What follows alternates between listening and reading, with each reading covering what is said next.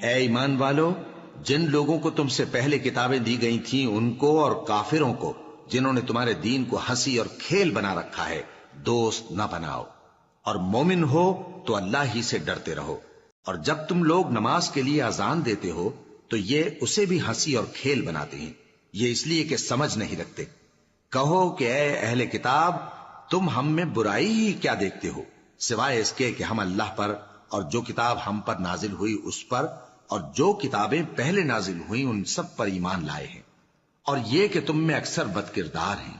کہو کیا میں تمہیں بتاؤں کہ اللہ کے ہاں اس سے بھی بدتر جزا پانے والے کون ہیں؟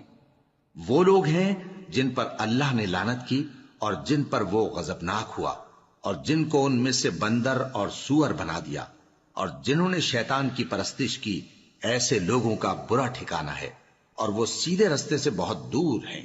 اور جب یہ لوگ تمہارے پاس آتے ہیں تو کہتے ہیں کہ ہم ایمان لے آئے، حالانکہ کفر لے کر آتے ہیں اور اسی کو لے کر جاتے ہیں، اور جن باتوں کو یہ چھپاتے ہیں اللہ ان کو خوب جانتا ہے۔ اور تم دیکھو گے کہ ان میں اکثر گناہ اور زیادتی اور حرام کھانے میں جلدی کر رہے ہیں، بے شک یہ جو کچھ کرتے ہیں برا کرتے ہیں۔ بھلا ان کے مشائخ اور علماء انہیں گناہ کی باتیں کہنے اور حرام کھانے سے منع کیوں نہیں کرتے؟ بلا شبہ وہ بھی برا کرتے ہیں۔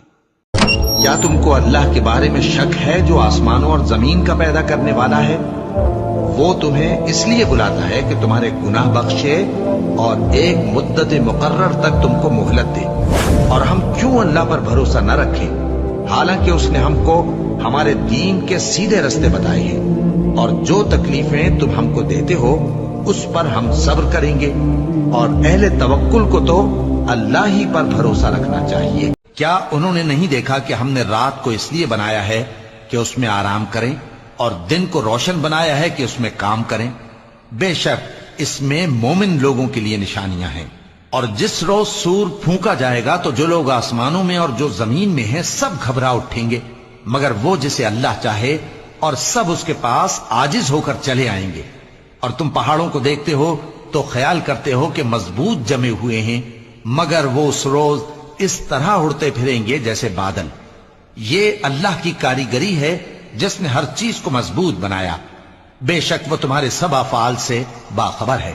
جو شخص نیکی لے کر آئے گا تو اس کے لیے اس سے بہتر بدلہ تیار ہے، اور ایسے لوگ اس روز گھبراہٹ سے بے خوف ہوں گے۔ اور جو برائی لے کر آئے گا تو ایسے لوگ اوندھے منہ دوزخ میں ڈال دیے جائیں گے۔ تم کو تو انہی اعمال کا بدلہ ملے گا جو تم کرتے رہے۔